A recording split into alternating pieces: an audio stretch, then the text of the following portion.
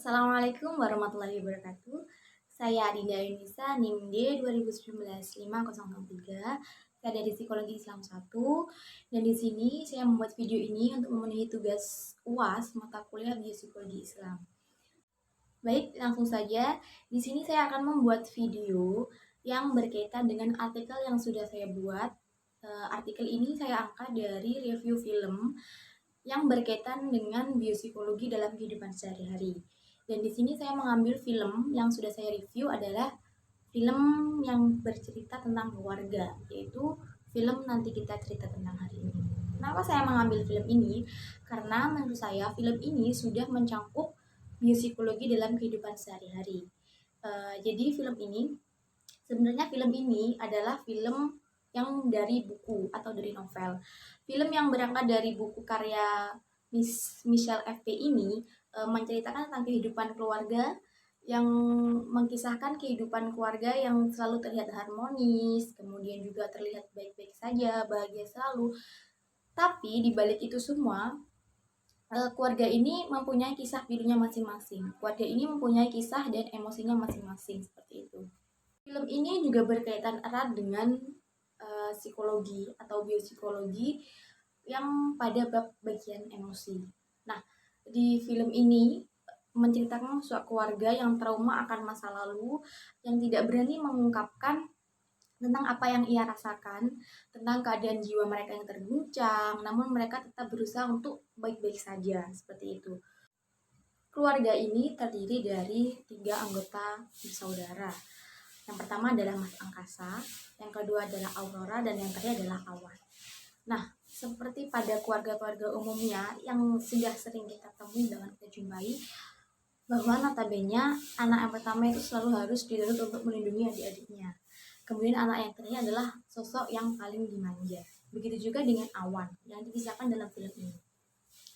Awan merupakan anak terakhir yang notabene anak tadi itu selalu dimanja, selalu mendapatkan apa yang diinginkan dari kecil, selalu mendapatkan kasih sayang yang dari ayahnya terutama, kemudian juga dari mamanya dan juga kakak-kakaknya. Namun tak jarang Awan ini mendapatkan keputusan-keputusannya itu bukan karena dari dirinya sendiri, namun karena ada dorongan dari ayahnya ataupun keputusan dari keluarga besarnya. Aurora yang notabene anak kedua, ia itu merasa bahwa dirinya itu diremehkan dan tidak mendapatkan apresiasi dari ayahnya dari ia kecil. Dan itu membuatnya tumbuh menjadi anak yang dingin. Padahal sebenarnya Aurora adalah anak yang cerdas. Ia adalah seorang atlet dan juga seorang seniman. Namun keberadaannya itu tidak dianggap oleh ayahnya sehingga ia menjadi anak yang dingin, anak yang antisosial dan juga introvert. Kemudian ada Angkasa. Angkasa adalah anak pertama dari keluarga ini. Ia selalu dituntut untuk menjaga, melindungi, dan bertanggung jawab akan adik-adiknya. Ia selalu terlihat kuat dan ia dituntut untuk selalu terlihat kuat. Namun pada kenyataannya sebenarnya ia juga rapuh. Ia juga menanggung beban yang sangat berat akan rahasia-rahasia yang ada di dalam keluarga ini, seperti itu. Dan kini Awan yang selalu dimanja, Awan yang selalu disayang oleh anggota keluarga lainnya tumbuh menjadi orang yang dewasa. Dan sampai di satu titik ia merasakan kegagalan yang pertama, kegagalan terbesar dalam hidupnya untuk pertama kalinya. Ia dipecat dari sebuah perusahaan yang sudah ia impi-impikan selama ini. Namun setelah kegagalan yang ia terima, ia bertemu dengan sosok laki-laki, sosok ini bernama Kale, yang juga teman dari kakaknya, yaitu teman dari Angkasa. Sosok Kale ini adalah sosok laki-laki yang memberikan pengalaman dan juga perjalanan hidup baru bagi Awan.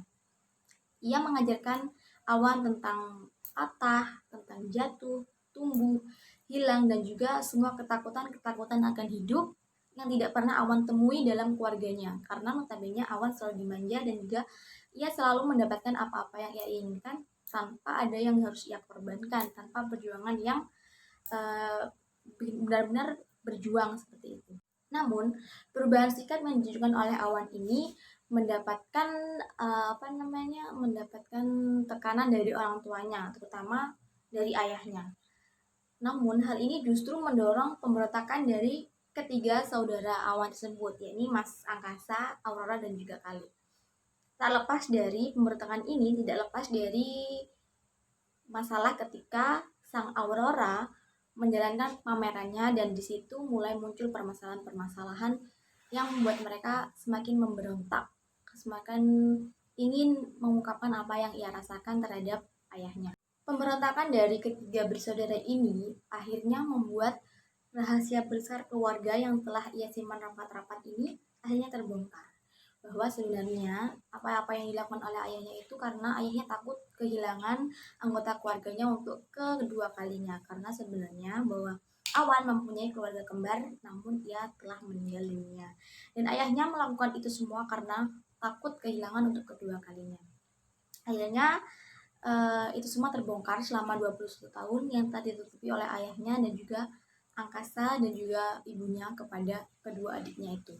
Bukan hanya Mas Angkasa yang merasa tertekan akan keputusannya untuk menyembunyikan rahasia besar ini. Sebenarnya sang ibu juga sangat-sangat merasa terbebani oleh keputusan ayahnya yang menuntut untuk pura-pura menyembunyikan luka, padahal luka itu sangat dalam ia rasakan, dan selalu dituntut untuk tidak boleh bersedih setelah kehilangan salah satu anggota keluarga, karena sang ayahnya berpikir bahwa kesedihan itu nggak perlu dilarut-larutkan, karena kita masih ada langkah selanjutnya, perjalanan selanjutnya yang harus kita jalani tanpa kesedihan-kesedihan itu. Ke-45 sampai terakhir di film ini benar-benar menguras emosi. Jadi di sini tuh permasalahannya bertubi-tubi datang dan yang menghampiri keluarga ini. Namun di balik masalah-masalah yang mereka hadapi di keluarga ini selalu ada penenang, dan penenang itu adalah ibu mereka. Selalu ada bahu yang mereka tempati ketika ia harus bersandar. Selalu ada bahu ketika mereka ingin menangis, ibunya selalu ada di situ. Jadi setelah perdebatan keluarga ini, Awan merasa sangat terpukul akan kejadian-kejadian ini. Dan hingga akhirnya ia memutuskan untuk pergi dari rumah. Begitu juga dengan Mas Angkasa. Angkasa pergi meninggalkan rumah untuk sedikit menenangkan emosi yang telah ia luapkan kepada sang ayah. Tapi satu yang pasti, setiap masalah dalam hidup pasti ada hikmah di balik permasalahan yang kita lalui. Setelah kejadian itu, kini keluarga ini semakin terbuka dan semuanya menjadi lebih baik lagi. Dan dari kisah ini, banyak pesan moral yang bisa kita ambil dari hikmah film ini, bahwa setiap permasalahan pasti ada jalan keluarnya. Dan keputusan seorang ayah melakukan itu semua bukan karena ia tidak sayang dengan keluarganya, namun justru karena ia sayang, tetapi mungkin dengan cara yang berbeda. Jadi caranya mungkin sedikit salah, tetapi sebagai anak kita juga harus saling menghormati antara keluarga satu dan yang lainnya. Semoga melalui film ini kita bisa menjadikan kita untuk lebih bisa menghadapi permasalahan dengan tenang, dengan emosinya tidak meledak-ledak seperti itu. Sekian dari saya, kurang lebihnya saya mohon maaf. Assalamualaikum warahmatullahi wabarakatuh.